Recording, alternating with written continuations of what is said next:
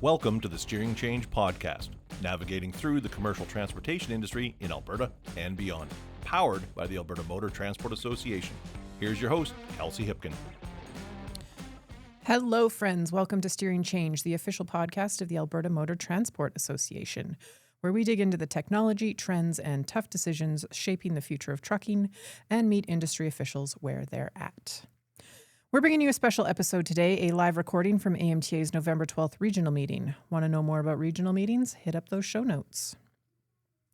Today's episode asks a question every fleet manager, owner-operator, and spec writer wrestles with. Are you speccing your fleet for chrome or capability? We're exploring what it really takes to spec for success in 2025 and beyond, from understanding a truck's full life cycle and real runtime requirements to navigating the rising impact of tariffs on equipment decisions. We'll also break down the newest trailer technologies, what's actually delivering ROI on the ground, and take a deep dive into the latest driveline and powertrain innovations that are reshaping efficiency, durability, and total cost of ownership. We will now throw to our panelists. We have Manni Lubana, founder and CEO of Lubana Trucking, Inc., Tamara Sanderson, President, Ross Sanderson Trucking, or RST, Anders Sorensen, Vice President of Fleet Accounts, Diamond International Trucks, Mark Taylor, Senior Manager of Transportation for Canada, Pilot Flying J, and Will Trucker, Sales and Marketing Manager with Ocean Trailer. And the podcast we're about to throw to is moderated by AMTA's own Dave Elniski. So today's panel, we'll be talking about the equipment itself. That's the focus today. So I'm going to have the panelists introduce themselves, and I'll kind of keep things moving. So first of all, as Josh said, I'm the advisor in safety and compliance. So as an aside, if you have any questions about occupational health and safety, national safety code, US DOT, all that kind of stuff, feel free to reach out. We're always happy to help. Put my contact information in the chat. So now, as we get going, Tamara, Manni, Mark, Anders, and Will. Okay, so to start off, I'll have every panelist do an introduction. Just a couple lines on your name, your title, your company, and what your organization does. So, Tamara, I'll start with you if that works. Sure. So we're RST Heavy Haul, or Ross Sanderson Trucking. We've been in the business since '99. Our focus is oversized, overweight freight across Canada. So we really focus on fostering strong relationships, providing excellent service, really knowing the freight that we're moving and how to do it, and offering expertise in this area. So we've been come to known as a good carrier that you can count on for professionalism care when it comes to your freight. Thank you very much. And I'm just going to go in the order on my screen. So next up will be Manni. Hello, I'm Manni. I'm from Lubana Trucking. We run a cross-border logistics company across North America, from lower 48 to Alaska, Mexico to Canada. And we're a very customer-oriented company, and we've been doing it for over 10 years now. And anything within North America, bounded from LTL to FTL, step decks, RGNs, or we're into flat deck majority. All right, thank you. And the next carrier, Mark. Hi, Mark Taylor with Flying J Canada Transport. We are the trucking arm of Pilot Flying J, the North America truck stop brand. We operate, I think, 850 truck stops in North America. We sell approximately 8 billion gallons of diesel fuel and 3 billion gallons of gasoline a year. We are part of a 2,000 strong truck fleet that delivers a load of fuel approximately every 20 seconds. Holy, 800 some odd Flying J pilot stops, eh? Yes, sir. No idea. Holy. I think we operate the second biggest tanker fleet in North America. I didn't know that. Okay, thank you. Will. Hey, I'm Will Tucker with Ocean Trailer. I'm the sales and marketing manager here. Been here for about 30 years. Ocean Trailer's been in business for just shy of 45, established in 1981. We're the largest rental, retail, parts and service provider in Western Canada, Western Canadian based, still family owned and operated today. All right, thank you, Will. And Anders, if you'd like to introduce yourself. I'm Anders Sorensen. I'm with the Diamond Truck Centers, the international dealership for Western Canada. We've been around as a dealership since the 80s. We cover from Saskatoon, Northern Alberta, all the way up to Langley, BC. So we cover Northern BC and the Lower Mainland as well. Yeah, we're excited to be here. I'm also the VP of Fleet Accounts for Diamond Truck Centers. Been with the company, I think we're up to 15, 16 years now. Alrighty. Okay. Well, thank you, Five. So how we'll run the panel, each question is going to be addressed to somebody specifically. And at certain points in the conversation, I'll just kind of pause and say, okay, you know, for those last couple of questions, anybody else like to add anything? But won't go systematically through each question for everybody for this one. So first question, I'm going to go to Mark. So Mark, when you're looking at purchasing a new power unit, like what's the primary focus? You know, ability to get the job done, of course. I mean, regardless of cost, is there a trade-off? Like, I guess what's the most interesting and important aspect of that?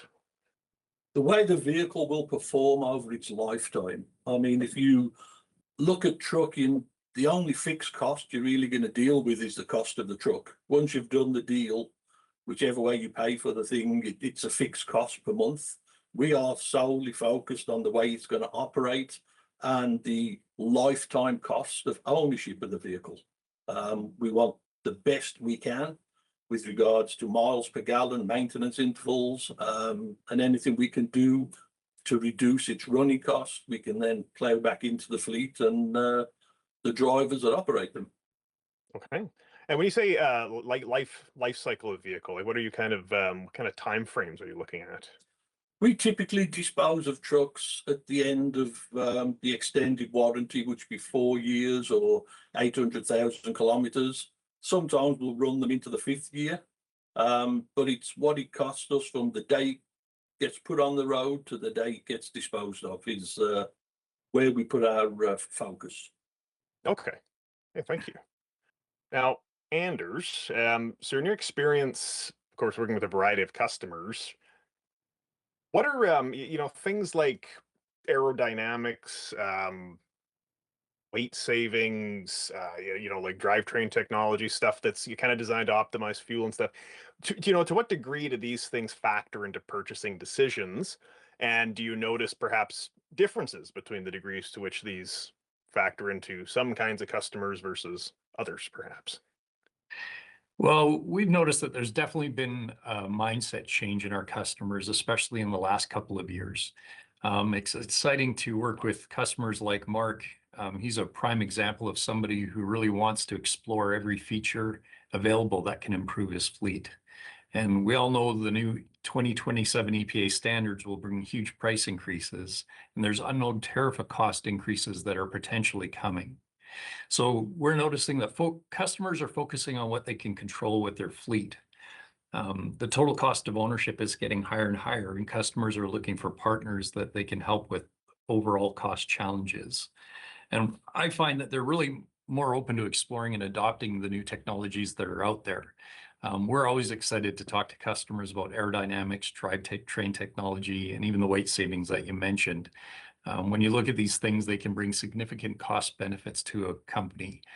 And for example, at International, we have our LT with our new S13 drivetrain out, and we've been doing demos here in Western Canada, based in Edmonton and out of Langley. And just looking at those three things, we're actually showing up to $25,000 to $27,000 in fuel savings per truck per year when comparing to traditionally spec trucks.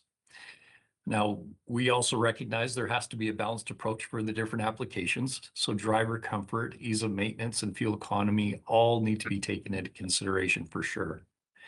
But every carrier can still see some good cost savings if they look closer at their spec one way or the other.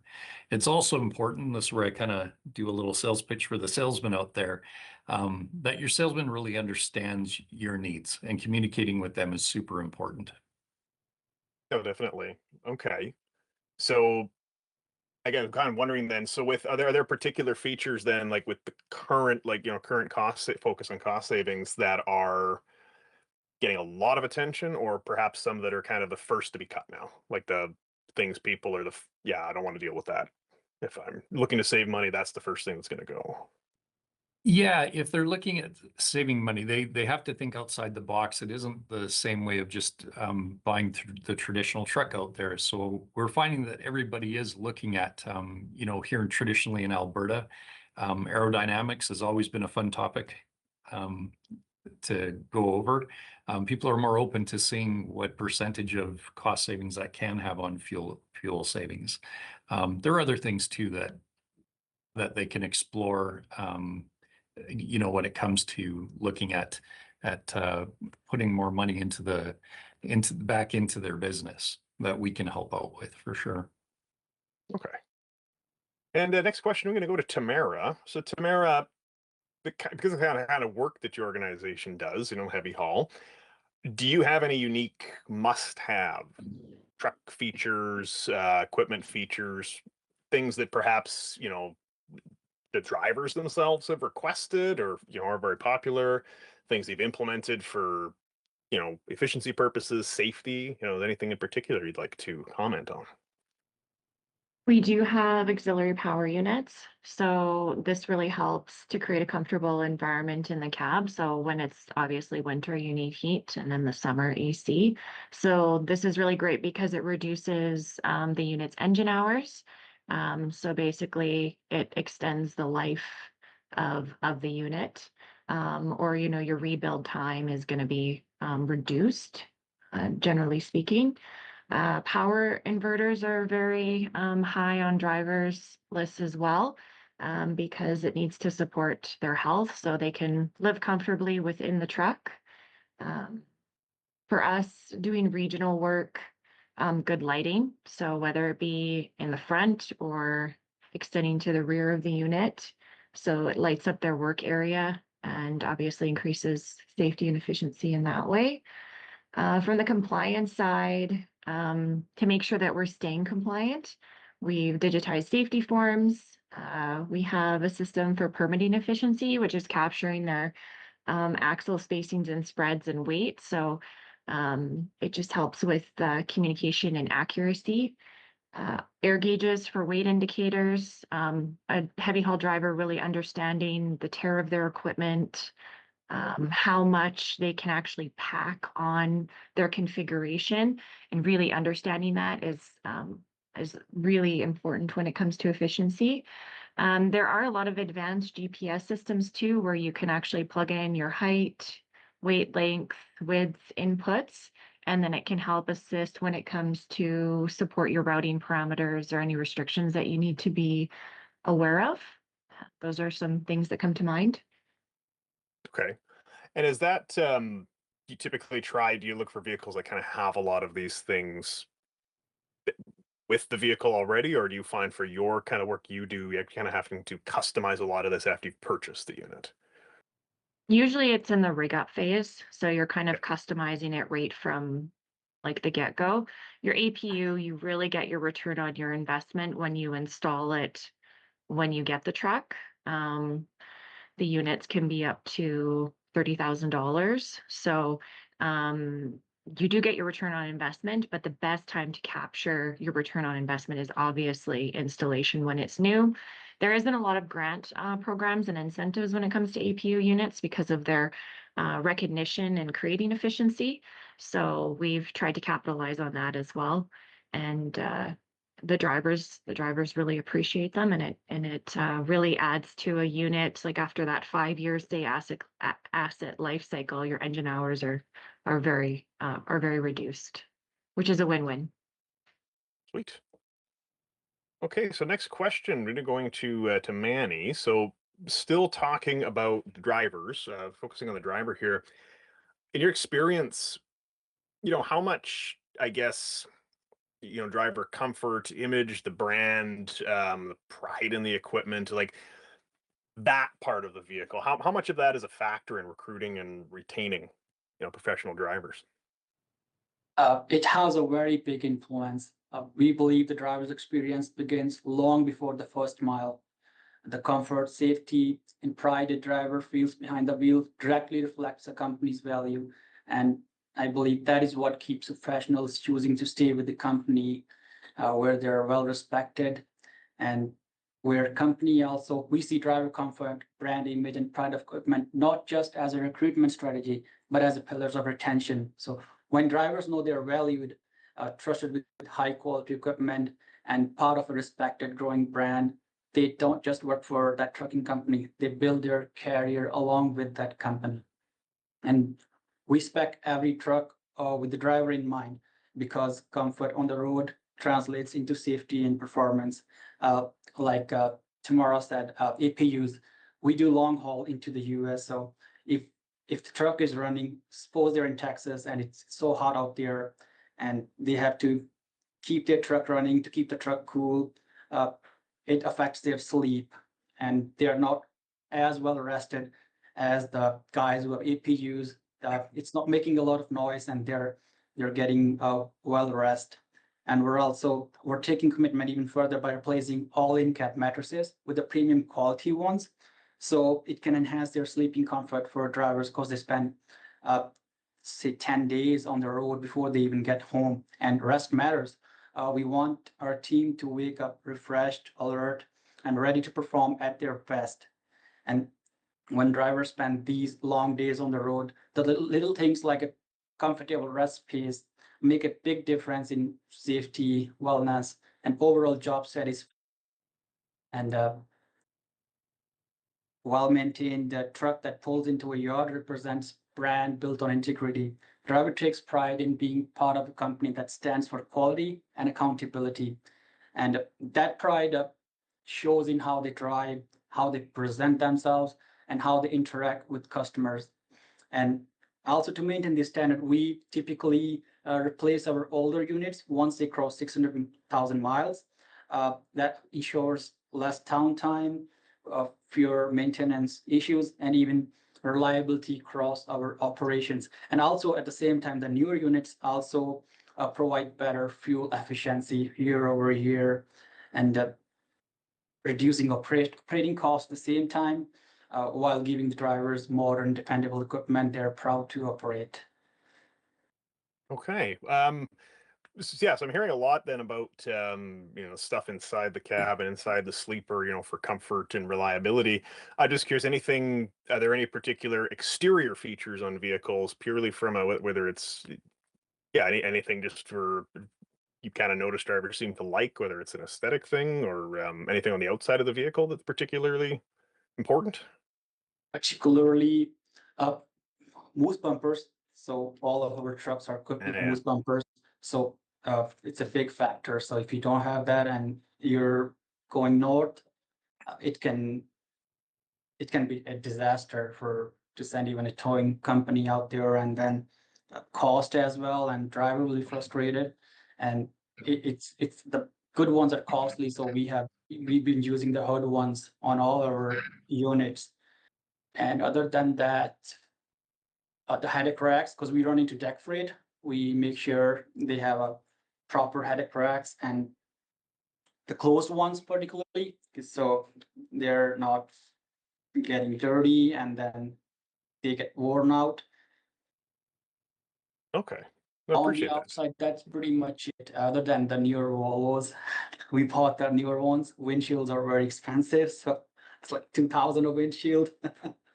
Yeah, we found out the hard way, but yeah, other than that, drivers. Well, we'll see then. It sounds like there's a market then for a moose windshield then to go with Right. that bumper. Yeah. Alrighty. Yeah, I said that first, by Right. the way. Anyway, Yeah. it's a trademark.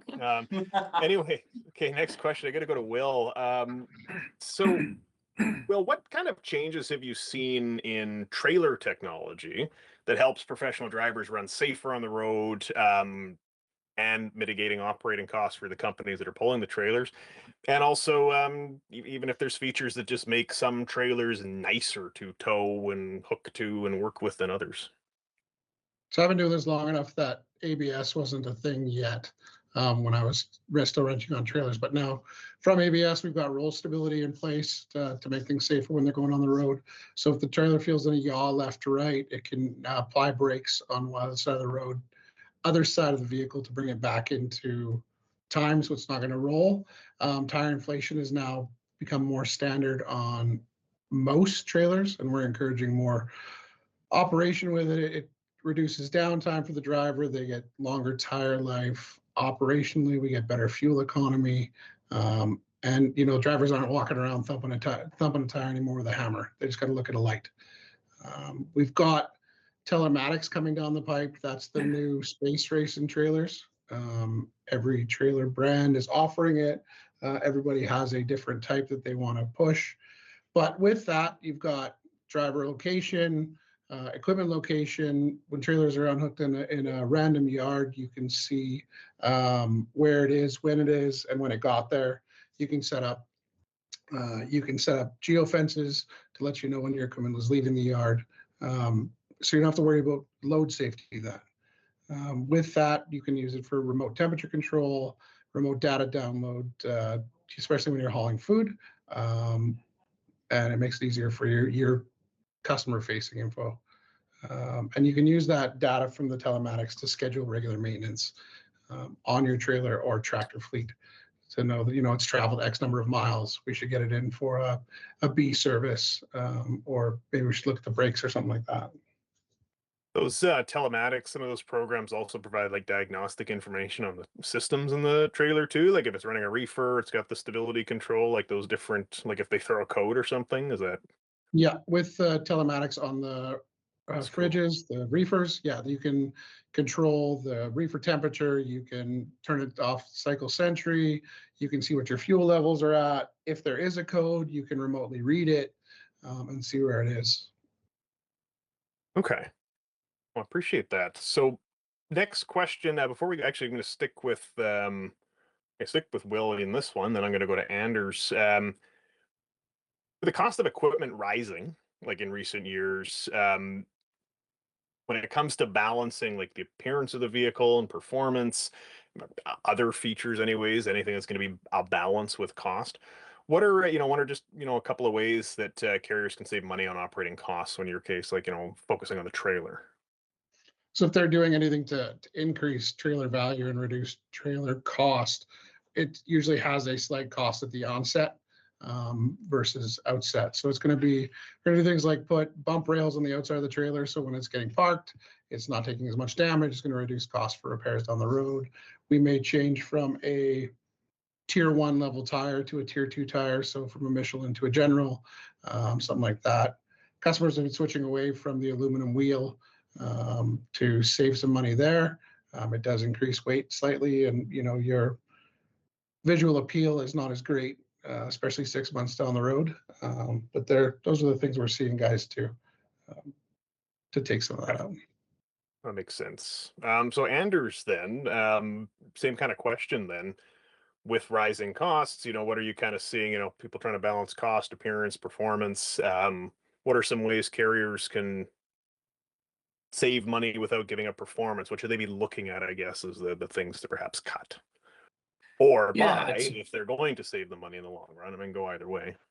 Sure, that's a great question. If performance is a priority, there are still things you can look at that can help your costs. And a lot of fleets already kind of are exploring these already, but using the data you have and that you can pull out of the telematics devices that are on all the trucks can really help with cost savings. We use this with our full service lease customers all the time with our reporting back to them quarterly. One thing that we focus on, for example, is idling. As we all know, reducing idle time is huge, and it's surprising to some fleets how much idle time there is on their trucks. So with the reporting, we're able to identify the drivers who over idle. We get them to be part of the solution with driver incentives. And we also use the idle technologies like Tamara had mentioned, the APUs. At International, we do have APUs integrated from the factory. And a lot of my fleets that I work with have them now. And yeah, for sure, there's fuel savings. and savings on wear and tear on the trucks, as Tamara pointed out. But we found it also helps with a couple other things like your fuel not gelling. And we've had some cases over the cold winters here in Alberta where it's helped our batteries not freezing and saved us some costs there. We know batteries are expensive as well. So that's one thing. The other thing is we do encourage our customers at the onset of purchasing trucks that they look at service contracts and maintenance bundles when they're adding to their fleet.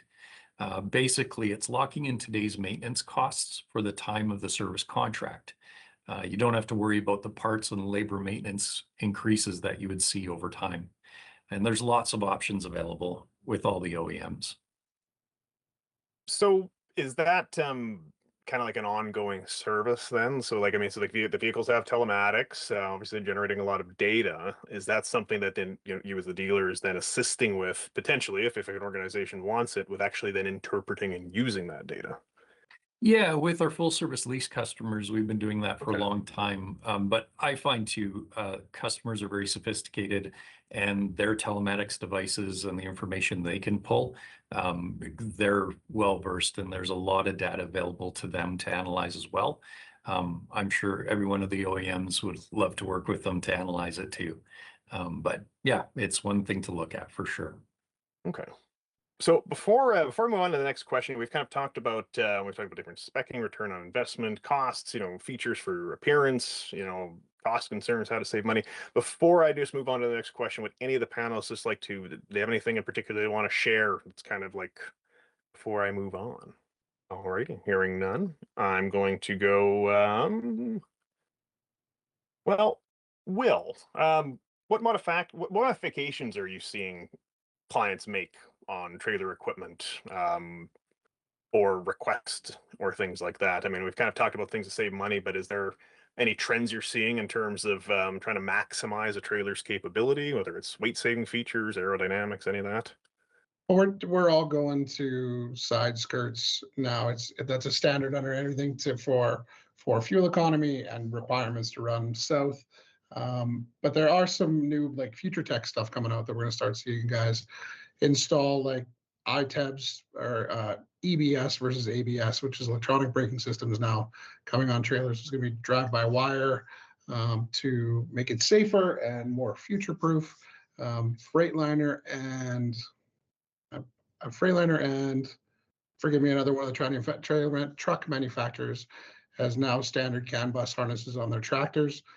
Trailers are going to be going down that path as well, to speed the braking process and to terrify all existing older mechanics who are used to working with straight airlines. There are lots of stuff we've gone through. The telematics product. The telematics product is going to have the ability to diagnose your trailer for you as you're going down the road.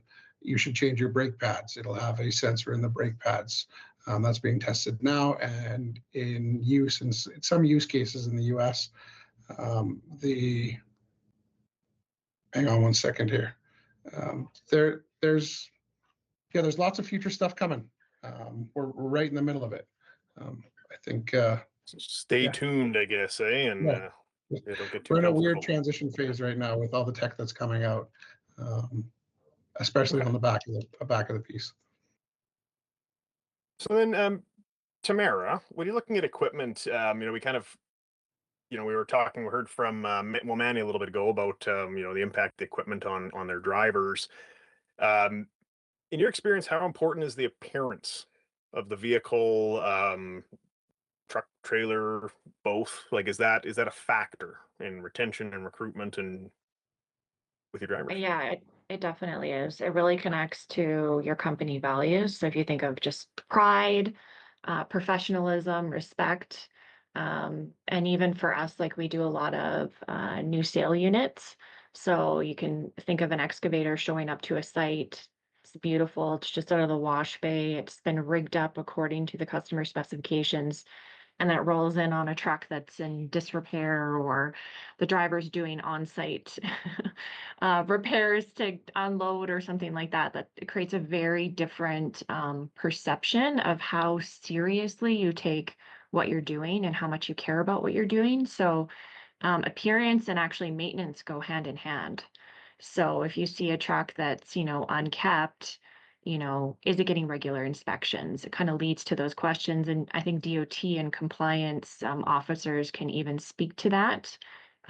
So regular inspections, maintenance, making sure that you're having those things on schedule as required by the National Safety Code is obviously going to minimize issues. And it really helps driver morale, right? So you can think of drivers responsible on their level for completing cry sheets and doing good inspections.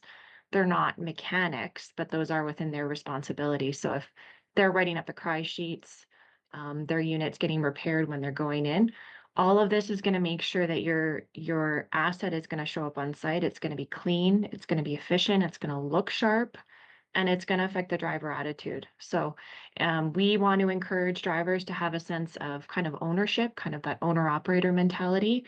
So they're good housekeeping, greasing their unit, good inspections, regular cry sheets.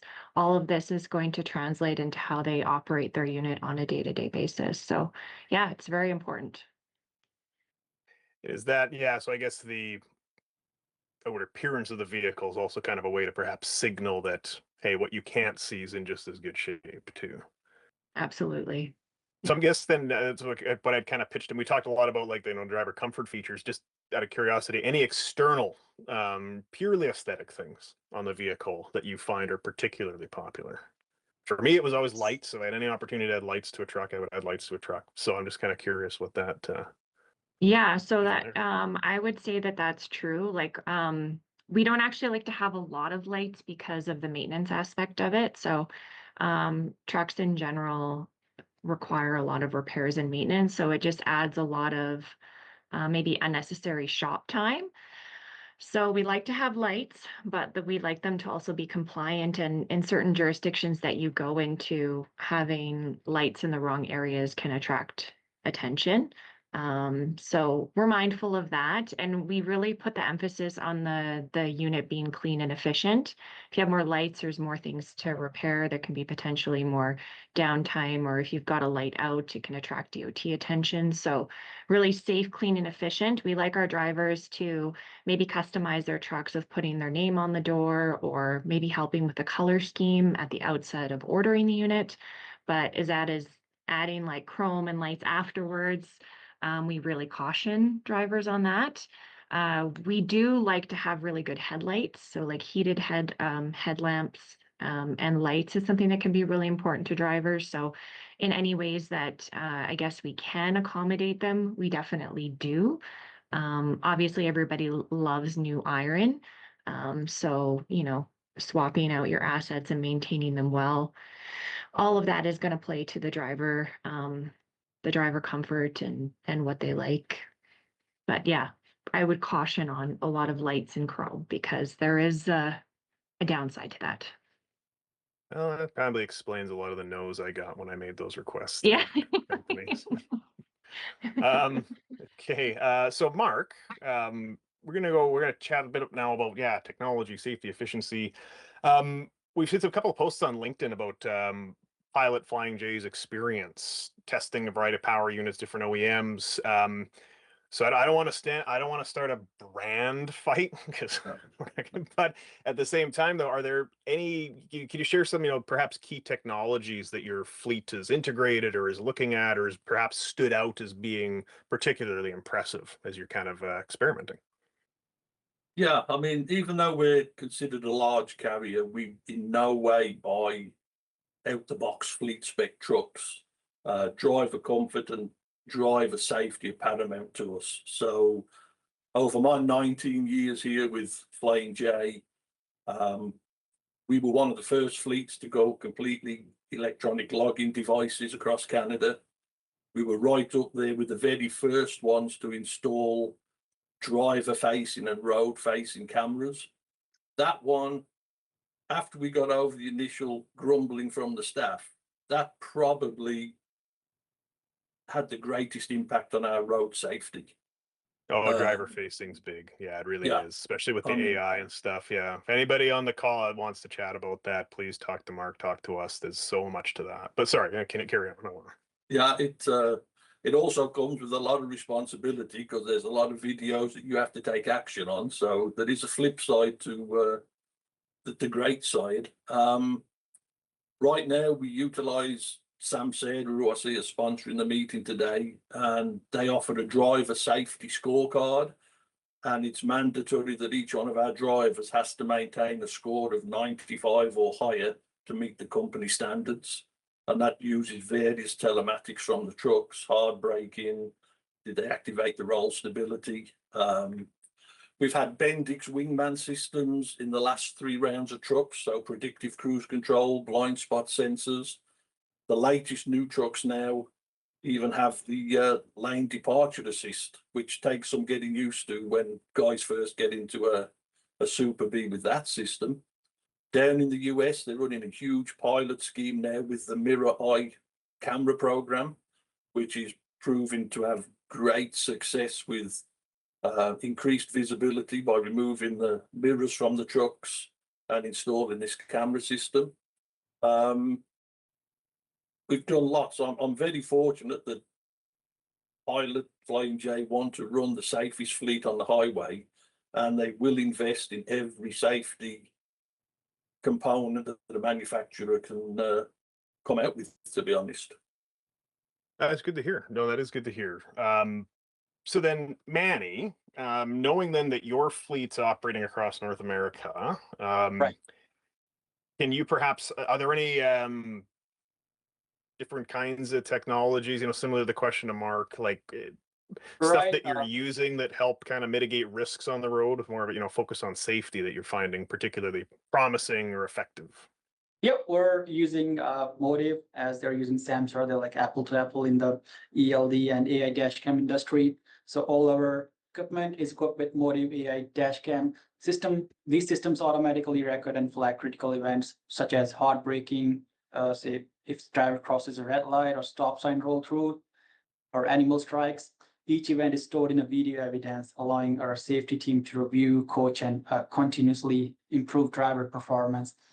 And the technology also provides real-time visibility into hours of service compliance. It has a scorecard, and it would mark if a driver was speeding over the limit. Now it's way more advanced. Also, now we have a rear-facing safety cameras at the back of the trucks. We have installed cameras onto the cabs that we have access to. So this also provides a better visibility to evaluate on-site conditions and share feedback directly with the customers, whether it's improving site safety or streamlining operations. And beyond that, we also focus on human side of safety. We hold regular mentorship sessions, not just to discuss driver techniques, but to talk about eating healthy, staying active, and managing fatigue. And for we use route optimization. So suppose if we're picking up a load from Ontario or Quebec, and you know how the Northern Ontario highway is still to this day, we would try to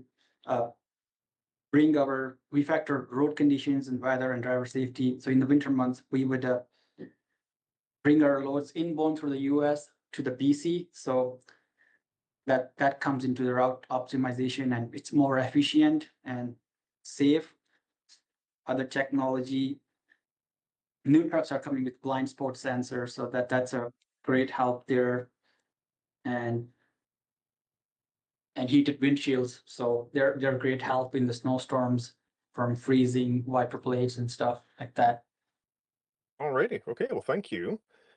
So at this point, we're 20 after, meeting wraps up in 10 minutes. So just going to do quick time checks. So what we'll do, I'm going to do one more. We're going to do one more kind of round of questions. I'm going to send it back to Josh, who will close out the meeting and provide final notes. Then at 1:30, we're going to start the tailgate. So if anybody has any other question from the audience they'd like to ask, the recording will be over at that point in time. And AMTA will be here as well. And if the panelists are able to stay, we'll carry on the conversation as well. So for the last, so we're just going to kind of do a quick round table here then with the panelists. We've talked about technology, we've talked about safety, efficiency, cost concerns, ways to optimize what people are actually doing in their fleets, or what, dealers and, are experiencing.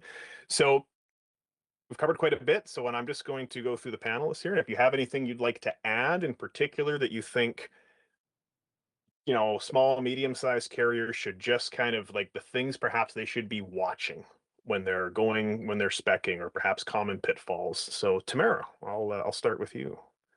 When I think about just technology and everything that we're seeing, obviously there's a lot of advancement. It's very exciting. So I think like educating yourself like we are right now and talking about these things, what's been effective. I know that we use telematics for predictive maintenance and repair events. So we prevent like downtime on the road or just unnecessary downtime of the unit. There's a lot of challenges that we face when you're hauling permitted load. So obviously, any of the technology or data-driven information that you can find to help you prevent trip interruption, whether it be due to construction or weather, all of this is helping create efficiency. So just looking for efficiencies in any areas. We've got programs for tires. Really reduces our costs. Tire inflation systems has been very effective for us. Regular inspections, again, has been very effective for us. All of this helps increase efficiency. And we are really looking to technology and seeing what works to get a greater return on our investment, make our units last longer, increase driver comfort, add to our professionalism, anything that can help us to achieve any of these things. Ready. Thank you very much. Anders, any closing remarks? Yeah, I guess I just, as a sales guy, I come from my perspective, and I just encourage everybody to really look at and learn what is out there with the technology from your sales guys at each OEM. We're all working hard here with new stuff coming out all the time, and this next little wave of with the next standards and everything is we're all doing it a little bit differently. And I think it's really important that, you start coming to the sales group and that your salesman before you need a truck to really allow them the time to really show you what's new that's coming out there. We're super excited about the technology that we have going into the 2027 EPA with our new drivetrain, the S13. We think it's a differentiating factor for us, and we're pretty excited about it. So we just want to share that message with everybody, as well as the other OEMs, I'm sure, want to as well. Utilize your sales guys. That's what I can say. We've got the knowledge, and we've got a lot of things that we can show you as far as helping you manage your fleet, looking at things from our perspective and what's new coming from us. So, yeah. All righty. Hey, thank you very much. Will, any closing remarks? Just to echo what Anders said, using your sales team is an excellent tool. They're well educated and know more about the upcoming technologies than you may, and they don't know what you need to know until you ask it. So if you can use them as a resource to go to and voice your concerns about operations that you've got, and they can provide some different tactics to help with it. So technology is growing, it's fast. We're seeing a lot of changes in areas we would never expected. So let's just go from there. All righty. Thank you. Mark. Yeah, I would echo what Anders says. When you want a truck, go speak to salesmen a couple of months early. And forgive me for saying this, Anders, but I always say the salesman or salesperson has the easiest job in the dealership. They do their job once, and then you live with the results for 5 years. Drill them, dig into that fleet spec, ask them what a product code is. Ask them to go ask the engineering department at the factories questions, like I have done with Anders' team there at International. And I've even had the pleasure of sitting down with some engineers that came up from Chicago to help us get to the right product. It's the initial conversation paves the way forward, but certainly here in Alberta, the get-her-done days they're long gone. Trying to drive a house brick down the road at 70 miles an hour because that's what Alberta does. That's dinosaur trucking. You got to dig into the technology and get with the salespeople. A good salesperson is like your right arm. Alrighty. Thank you, Mark. Thank you, Mark. And you guys didn't coordinate on that, did you? It's okay. Manni, well, any closing remarks? As Mark said, your salesman is your best bet, and maybe we can bring them to our driver training and where they can talk. If you have like Freightliner or Volvos, they can talk about the truck and the safety, and that would really help preventing breakdowns and minimizing downtime and early signs of engine issue and tire issues as well. Okay. So tire issues. Was that last stuff there? Tires, yeah, we actually, yeah. So there's a lot goes into the tires. I learned, I had a guy who worked in 25 years. So if you study a tire, you can spend the whole day on how it works, how the tire pressure works, how the tread works. And it goes a long way in from resistance to fuel saving and if you are going into hotter weather like Texas. So Okay. Well, with that concludes our panel. So thank you, panelists. And if you're able to stick around after we end the recording, if we have questions from the audience, that'd be awesome. And we will. And we did talk a lot about idling. So I'm just going to, another tip for everybody. Another reason why you want to watch your idling, because, an engine that's just idling, it's just going to sit around exhausting itself. And that's not good. I'm going to use that one, Dave. Okay. And with that, we bring it to a close. I would like to thank all of our panelists who joined us today. We have Manni, Tamara, Anders, Mark, and Will, and Dave Elniski for moderating that one. Thank you all for your insight and knowledge. Now we'll throw to some AMTA news. AMTA's 88th annual conference takes place April 22nd to 23rd at the Grey Eagle Event Center in Calgary. Registration and sponsorship is now open. In tandem with conference registration, be sure to check out AMTA's award nominations. Do you know someone who goes above and beyond in the fields of safety? Perhaps they were a trailblazer of industry or a supplier who turned your business around. They could be a friend to industry or an AMTA staff member who goes the extra mile. They deserve to be recognized, and this is your opportunity to do so. Award winner prizes include tickets for 2 to our award celebration, a night at the Grey Eagle, and a cash prize. Start thinking about who you could nominate today. Nominations close Friday, February 13th, 2026. And finally, is there a way you think AMTA could be more engaging with membership? Let us know your ideas and email marcom@amta.ca with Steering Change in the subject line. Do you have any questions or comments about the Steering Change episodes, particularly today's? Please do reach out on our Instagram at AMTA_CA or LinkedIn and Facebook at Alberta Motor Transport Association. Stay safe and see you next time. Thank you for listening to this episode of AMTA's Steering Change podcast. The views expressed by guests of the Steering Change podcast are their own and may not reflect the views of AMTA, its hosts, or sponsors. Did you have a question that you would like answered on an upcoming episode of the Steering Change podcast? We want to hear from you. To submit a question to the Steering Change mailbag, hit up our DMs on LinkedIn, Facebook, or Instagram with the hashtag Steering Change, and your question will be answered either live on the podcast or by one of our SMEs here at AMTA. We ask that you share this episode with those in your network that could benefit from what we discussed today, and make sure to subscribe to our podcast on your favorite podcast platform so you can be notified when future episodes are released. You can learn more about us and our mission by visiting www.amta.ca. Now get out there and have a safe day.